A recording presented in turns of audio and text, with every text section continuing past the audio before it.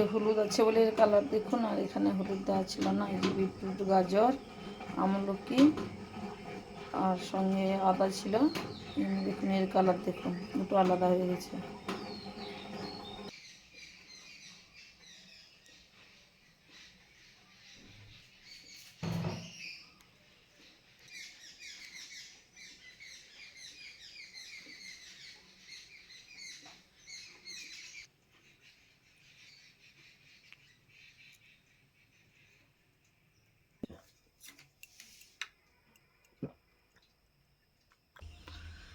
এই ছোটো মেয়ে টিউশন থেকে এলো, ওই জুসটা খাচ্ছে এখন।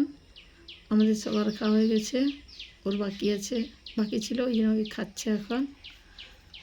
আমাদের তো খুব টেস্ট লেগেছে, খুব সুন্দর লাগছিল। ও বলছে আমি খাবো না, ভালো লাগছে।